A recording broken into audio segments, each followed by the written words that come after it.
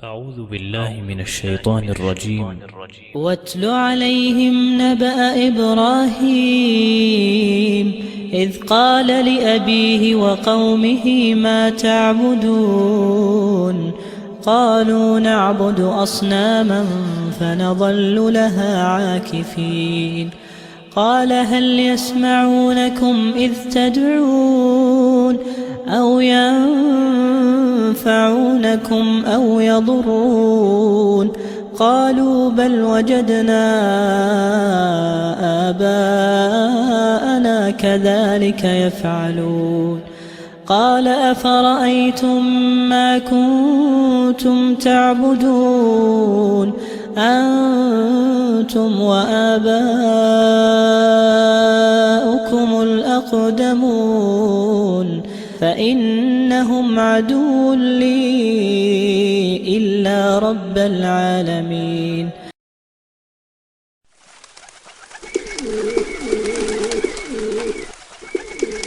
وَإِذَا سَأَلَكَ عِبَادِي عَنِّي فَإِنِّي قَرِيبٌ أُجِيبُ دَعْوَةَ الدَّاعِ إِذَا دَعَانِ.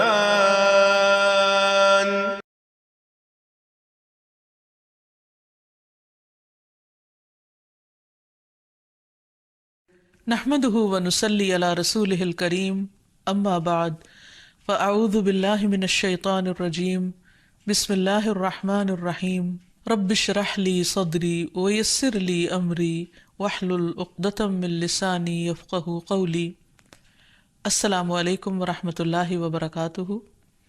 ناظرین، پروگرام دعا کیجیے کے ساتھ آپ کی خدمت میں حاضر ہیں. آج ہم انشاءاللہ تسبیحات اور ان کی اہمیت کے بارے میں گفتگو کریں گے کہ اللہ سبحانہ وتعالیٰ کی تسبیح کرنے کا کیا فائدہ ہے. اس بارے میں ایک حدیث آتی ہے. ابو ذر رضی اللہ عنہ نے عرض کیا، یا رسول اللہ صلی اللہ علیہ وسلم، میرے ماں باپ آپ پر قربان، اللہ عز و جل کو کون سا کلام زیادہ پسند ہے؟ آپ نے فرمایا، جو اللہ تعالیٰ نے اپنے فرشتوں کے لیے پسند کر رکھا ہے، سبحان ربی وبحمدہ، سبحان ربی وبحمدہ. حقیقت یہ ہے کہ ساری مخلوق اللہ تعالیٰ کی تسبیح بیان کر رہی ہے. قرآن مجید میں آتا ہے، تسبح لہ السماوات السبع والارض ومن فیہن وَإِن مِّن شَيْءٍ إِلَّا يُسَبِّحُ بِحَمْدِهِ وَلَكِن لَّا تَفْقَهُونَ تَسْبِيحَهُمْ إِنَّهُ كَانَ حَلِيمًا غَفُورًا. ساتوں آسمان اور زمین اور جو کچھ ان میں ہے سب اس کی تسبیح کر رہے ہیں، بلکہ کوئی بھی چیز ایسی نہیں جو اس کی حمد کے ساتھ اس کی تسبیح نہ کر رہی ہو، لیکن تم ان کی تسبیح کو سمجھتے نہیں، کیونکہ ہر ایک کا اپنا اپنا انداز ہے. وہ بڑا بردبار اور معاف فرمانے والا ہے. سورۃ النور میں بھی اللہ سبحانہ وتعالیٰ فرماتے ہیں، الم تر ان اللہ یسبح لہ من فی السماوات والارض والطیر صافات کل قد علم صلاتہ وتسبیحہ واللہ علیم بما یفعلون. کیا تم دیکھتے نہیں کہ آسمانوں اور زمین میں جو کچھ ہے اور فضا میں پر پھیلائے ہوئے پرندے سبھی کے سب یہ اللہ کی تسبیح کر رہے ہیں. ہر مخلوق کو اپنی نماز اور تسبیح کا طریقہ معلوم ہے اور اللہ اسے خوب جاننے والا ہے جو وہ کرتے ہیں. بہت ہی خوبصورت آیت ہے جس سے یہ پتہ چلتا ہے کہ نمبر ایک، ساری مخلوق تسبیح کر رہی ہے، سب اللہ کے ذکر میں مشغول ہیں، ایک ذرے سے لے کر بڑے بڑے ستارے اور سیارے. اور پھر خصوصاً پرندوں کی بات کی گئی، یعنی زمین اور آسمان کی مخلوق تو کر ہی رہی ہے تسبیح، لیکن ان دونوں کے درمیان جو پرندے اڑتے ہوئے نظر آ رہے ہیں اور بعض اوقات صفوں کی شکل میں، یعنی صف باندھے ہوئے یا پر پھیلاتے ہوئے اور سکیڑتے ہوئے یا اڑتے ہوئے، سب مل کر یا اکیلے اکیلے، یہ سب اللہ سبحانہ وتعالیٰ کی پاکی بیان کرتے ہیں. ویسے بھی آپ نے دیکھا ہوگا کہ صبح اور شام کے اوقات میں بڑے بڑے درختوں پر بیٹھے ہوئے ہزاروں کی تعداد میں پرندے یک زبان ہو کر اللہ سبحانہ وتعالیٰ کی تسبیح کر رہے ہوتے ہیں، ذکر کر رہے ہوتے ہیں. فرمایا یہ سب اللہ کی تسبیح کرتے ہیں. تیسری بات یہ فرمائی گئی کہ ہر مخلوق کو اپنی نماز اور تسبیح کا طریقہ معلوم ہے. کس قدر دلچسپ اور خوبصورت بات ہے کہ پرندہ ہو یا چیونٹی ہو یا کوئی بڑے سے بڑا جانور ہو یا ستارہ اور سیارہ ہو، ہر ایک کو تسبیح بھی معلوم ہے، یعنی اللہ کا ذکر کیسے کرنا ہے، اور یہ بھی معلوم ہے کہ اس کا کام کیا ہے، وہ کیوں پیدا کیا گیا ہے، یعنی اس کو اپنے مقصد زندگی کا بھی معلوم ہے، اور پھر اللہ تعالیٰ کی عبادت اور اطاعت کے طریقے کیا ہیں، اس کے لیے کون سی راہیں مقرر کر دی گئی ہیں، یہ بھی اس کو خوب معلوم ہے. تو اس میں حیرت کی بات یہ ہے کہ اگر ساری مخلوق یہ جانتی ہے تو پھر انسان کا انجان بننا اس کے لیے کس قدر خطرناک ہے. اللہ تعالیٰ نے سب کچھ انسان کے لیے پیدا کیا اور وہ ساری چیزیں انسان کی خدمت میں خوب لگی ہوئی ہیں، لیکن انسان کو جس کے لیے پیدا کیا گیا، انسان اس مقصد کو بھول گیا اور اپنے رب سے غافل ہو گیا. تو اس لیے اگر ہم تسبیح نہیں کریں گے تو ہم ساری کائنات سے الگ ہو جائیں گے. وہ سب تو اللہ کے وفادار، فرما بردار، تسبیح گزار، اور ہم اللہ سے غافل، یہ دل کیسے گوارا کر سکتا ہے؟ اس لیے زیادہ سے زیادہ اللہ سبحانہ و تعالیٰ کی تسبیح کرنی چاہیے. ایک حدیث سے یہ بھی پتہ چلتا ہے کہ چیونٹیاں بھی اللہ کی تسبیح کرتی ہیں. جب ایک موقع پر کسی نے چیونٹیوں کو جلا دیا تو اللہ سبحانہ و تعالیٰ نے ان سے یہی کہا کہ تم نے گروہوں میں سے ایک ایسے گروہ کو جلا دیا جو اللہ کی تسبیح بیان کرتا ہے، اور ویسے بھی آگ کا عذاب اللہ کے سوا کسی اور کو دینے کا حق نہیں. پھر اسی طرح جو کھانا ہم کھاتے وہ بھی اللہ کی تسبیح کرتا ہے. عبداللہ بن مسعود رضی اللہ عنہما بیان کرتے ہیں کہ ہم آپ صلی اللہ علیہ وسلم کے زمانے میں کھاتے وقت کھانے کی تسبیح سنتے تھے، یعنی نبی صلی اللہ علیہ وسلم سنوا سکتے تھے کہ کس طرح کھانا تسبیح کر رہا ہے. پھر اسی طرح فرشتے بھی اللہ تعالیٰ کی تسبیح کرتے ہیں، جس کا وہ اقرار خود کر رہے تھے کہ وَنَحْنُ نُسَبِّحُ بِحَمْدِكَ وَنُقَدِّسُ لَكَ، کہ ہم تیری حمد کے ساتھ تیری تسبیح کرتے ہیں اور تیری پاکی بیان کرتے ہیں. قرآن مجید میں سورۃ الشورى میں بھی آتا ہے وَالْمَلَائِكَةُ يُسَبِّحُونَ بِحَمْدِ رَبِّهِمْ، اور فرشتے اپنے رب کی حمد کے ساتھ اس کی تسبیح کرتے ہیں، یعنی تعریف بھی کرتے ہیں، تسبیح بھی کرتے ہیں.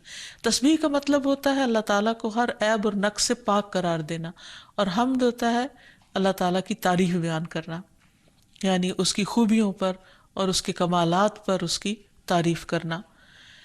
پھر اسی طرح وہ فرشتے جو عرش کو اٹھائے ہوئے ہیں وہ بھی اللہ تعالیٰ کی تسبیح کرتے رہتے ہیں.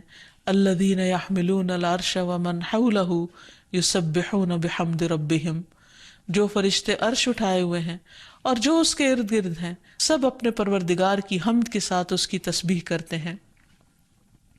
ایک اور جگہ پر آتا ہے وَتَرَى الْمَلَائِكَةَ حَافِّينَ مِنْ حَوْلِ الْعَرْشِ يُسَبِّحُونَ بِحَمْدِ رَبِّهِمْ. نیز اس دن آپ دیکھیں گے، یعنی قیامت کے دن، کہ فرشتے عرش کے گرد حلقہ باندھے اپنے پروردگار کی تعریف کے ساتھ تسبیح کر رہے ہیں.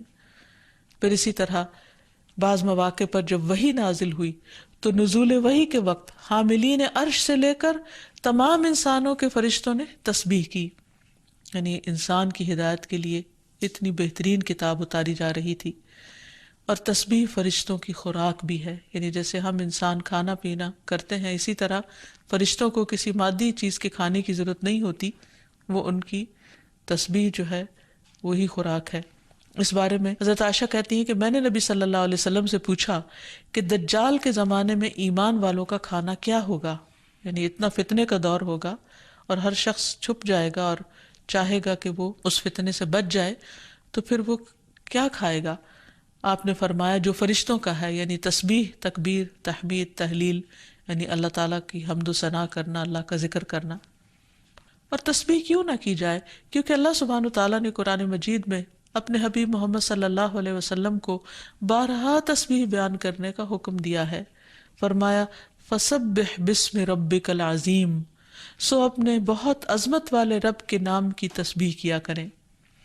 پھر ہے سبح اسم ربک الاعلی، اپنے رب کے نام کی تسبیح کریں جو سب سے بلند ہے. پھر ہے فسبح بحمد ربک وکن من الساجدین، پس اپنے رب کی حمد کے ساتھ تسبیح کریں اور سجدہ کرنے والوں میں سے ہو جائیں. پھر نبی صلی اللہ علیہ وسلم کو ایک اور جگہ پر صبح و شام اللہ تعالیٰ کی تسبیح کرنے کا حکم دیا گیا۔ سورۃ طٰہٰ میں اللہ تعالیٰ فرماتے ہیں فاصبر على ما يقولون وسبح بحمد ربك قبل طلوع الشمس وقبل غروبها ومن آناء الليل فسبح وأطراف النهار لعلك ترضى۔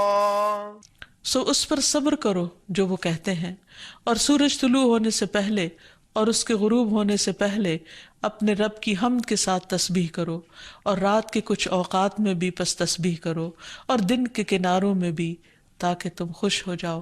یعنی خوشی کا راز، اطمینان اور سکون کا راز اللہ تعالیٰ کی تسبیح کرنے میں ہے، جو ذکر کا ایک بہترین طریقہ ہے، اور یہ ایمان والوں کی علامت بھی ہے، کیونکہ قرآن مجید میں آتا ہے انما یؤمن بآیاتنا الذین اذا ذکروا بها خروا سجدا وسبحوا بحمد ربهم وهم لا يستكبرون، کہ ہماری آیات پر تو وہی لوگ ایمان رکھتے ہیں کہ جب انہیں ان کے ساتھ نصیحت کی جاتی ہے تو وہ سجدہ کرتے ہوئے گر پڑتے ہیں، یعنی جھک جاتے ہیں، اور اپنے رب کے حمد کے ساتھ اس کی تسبیح کرتے ہیں، اور وہ تکبر نہیں کرتے۔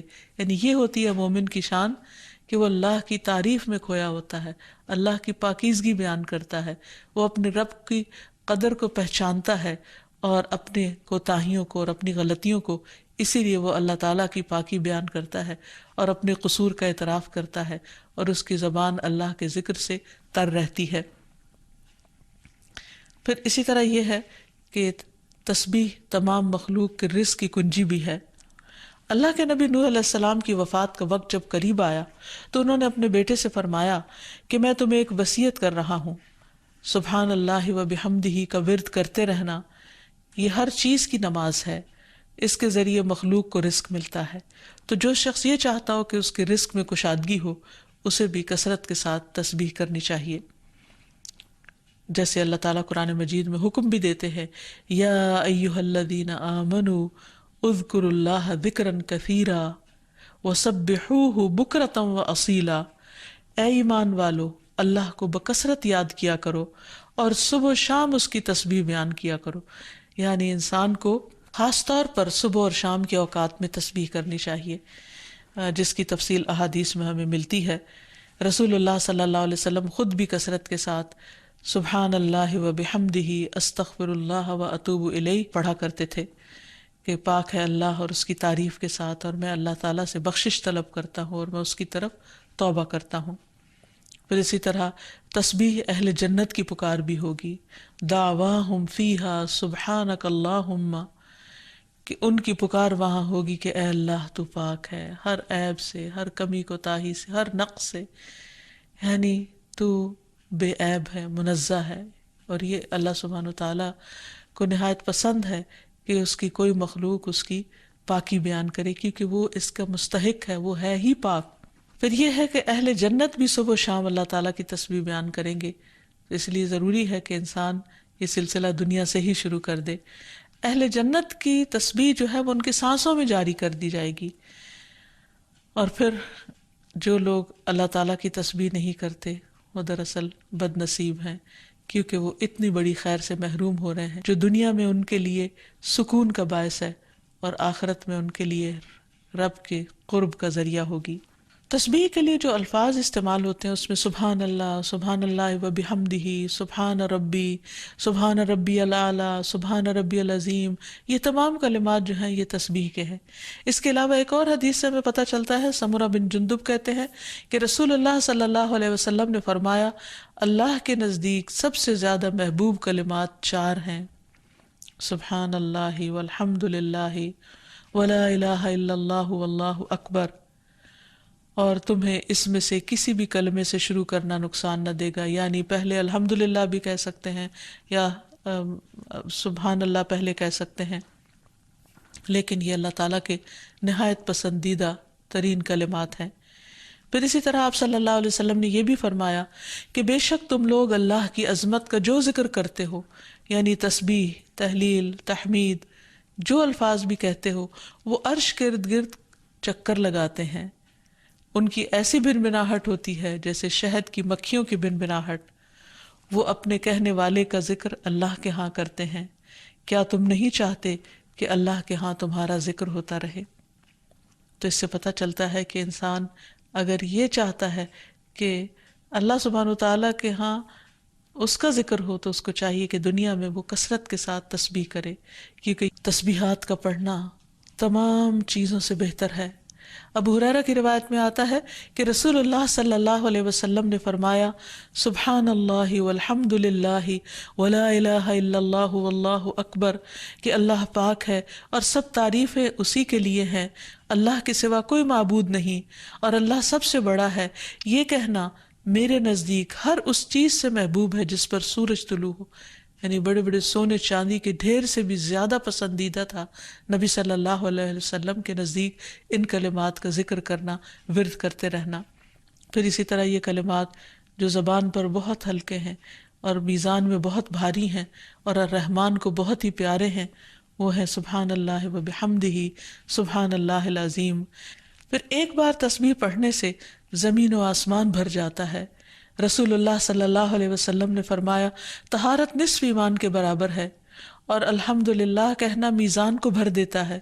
سبحان اللہ اور الحمدللہ کہنے سے زمین و آسمان کے درمیانی فضا بھر جاتی ہے، یعنی کتنا فاصلہ ہے زمین و آسمان کے بیچ کا، لیکن انسان کیا اس کے لیے بھی اس کو کچھ مشکل ہے کہ اللہ سبحانہ و تعالیٰ کی محبت کے ساتھ پاکی بیان کرے اور تسبیح کرے، جس کا ریوارڈ اتنا بڑا ہے اس کے لیے۔ آج دنیا میں انسان کو وہ نظر نہیں آتا، لیکن کل قیامت کو انسان ایک ایک نیکی کا محتاج ہوگا تو وہاں اس کو اس کی قدر آئے گی۔ اس لیے بہتر ہے کہ آج اپنے لیے انسان ذخیرہ اور سرمایہ اکٹھا کر لے۔ پھر اسی طرح انسان جب تسبیح کرتا ہے تو اس کے گناہ بھی مٹتے ہیں، یعنی ایک طرف اس کی نیکیوں میں اضافہ ہوتا ہے اور دوسری طرف اس کے گناہوں کو جھاڑنے کا ذریعہ بنتا ہے۔ انس رضی اللہ عنہ کہتے ہیں کہ رسول اللہ صلی اللہ علیہ وسلم ایک ایسے درخت کے پاس سے گزرے جس کے پتے سوکھ چکے تھے، آپ نے اس پر لاٹھی ماری تو اس کے پتے جھڑنے لگے، پھر آپ نے فرمایا الحمدللہ وسبحان اللہ ولا الہ الا اللہ واللہ اکبر سے اسی طرح گناہ جھڑتے ہیں جس طرح اس درخت کے پتے جھڑے ہیں۔ پھر اسی طرح یہ 100 اونٹوں سے افضل عمل ہے۔ نبی صلی اللہ علیہ وسلم نے فرمایا، جس نے سورج طلوع ہونے اور اس کے غروب ہونے سے قبل 100 بار سبحان اللہ کہا تو یہ اس کے لیے 100 اونٹوں سے بہتر ہے، یعنی اتنی بڑی کمائی اور نیکیوں کا اتنا بڑا ذخیرہ ہے۔ پھر اسی طرح تسبیح کے کچھ اور کلمات ہیں کہ جن سے آسمان کے دروازے کھل جاتے ہیں۔ ابن عمر کہتے ہیں کہ ہم رسول اللہ صلی اللہ علیہ وسلم کے ساتھ نماز پڑھ رہے تھے کہ جماعت میں سے ایک آدمی نے کہا اللہ اکبر کبیرہ والحمد للہ کثیرا وسبحان اللہ بکرۃ واصیلا، تو رسول اللہ صلی اللہ علیہ وسلم نے فرمایا اس طرح کے کلمات کہنے والا کون ہے؟ جماعت میں سے ایک آدمی نے عرض کیا اے اللہ کے رسول میں ہوں۔ آپ نے فرمایا کہ مجھے تعجب ہوا کہ اس کے لیے آسمان کے دروازے کھولے گئے۔ ابن عمر فرماتے ہیں کہ میں نے ان کلمات کو پھر کبھی نہیں چھوڑا جب سے اس کے بارے میں میں نے رسول اللہ صلی اللہ علیہ وسلم کو یہ فرماتے ہوئے سنا، کیا کہ اس شخص کے لیے آسمان کے دروازے کھول دیے گئے، یعنی ان کلمات کے پڑھنے کی وجہ سے۔ پھر تسبیحات کا پڑھنا جنت میں درخت لگانے کا سبب بنتا ہے۔ پھر اسی طرح انسان کے تمام جوڑوں کا صدقہ ہر روز اس پر واجب ہو جاتا ہے، اور یہ تسبیحات اس کے لیے ہر جوڑ سے صدقے کا باعث بنتی ہیں۔ پھر یہ ہے کہ تسبیحات عمر میں اضافے کا ذریعہ بھی بنتی ہیں۔ نبی صلی اللہ علیہ وسلم نے فرمایا اللہ کے نزدیک اس مومن سے افضل کوئی نہیں جسے حالت اسلام میں لمبی عمر دی گئی ہو اس کی تسبیح و تکبیر اور تحلیل کی وجہ سے۔ پھر اسی طرح انسان کے لیے یہ تسبیحات محرومی سے بچاؤ کا ذریعہ بھی ہیں۔ رسول اللہ صلی اللہ علیہ وسلم نے فرمایا کچھ دعائیں ایسی ہیں جن کو 100 مرتبہ پڑھنے والا کبھی محروم نہیں ہوتا۔ سبحان اللہ والحمد للہ ولا الہ الا اللہ واللہ اکبر، یعنی جب انسان کو کوئی حاجت ہو، کوئی ضرورت ہو، کوئی مشکل ہو، کوئی پریشانی ہو تو اللہ سبحانہ وتعالیٰ کا ان الفاظ کے ساتھ ذکر کرنا شروع کر دے، تسبیح کرنا شروع کر دے، کیونکہ یہ باقی رہنے والی نیکیاں ہیں اور دنیا میں بھی انسان کو فائدہ دیتی ہیں اور آخرت میں بھی انسان کے لیے آگ سے بچاؤ کا ذریعہ ہیں۔ حدیث میں آتا ہے رسول اللہ صلی اللہ علیہ وسلم نے فرمایا اپنا بچاؤ حاصل کر لو۔ صحابہ نے عرض کیا اللہ کے رسول کیا دشمن آ گیا؟ آپ نے فرمایا نہیں، لیکن جہنم سے تمہارا بچاؤ سبحان اللہ والحمد للہ ولا الہ الا اللہ واللہ اکبر سے ہے، اور یہی کلمات باقیات صالحات ہیں۔ پھر اسی طرح دل کی گھٹن اور سینے کی تنگی کا علاج بھی تسبیح میں ہے۔ پریشانی، ڈر اور خوف کو دور کرنے کا ذریعہ بھی تسبیحات ہیں۔ تو ہر موقع کی مناسبت سے انسان کو تسبیح کرتے رہنا چاہیے۔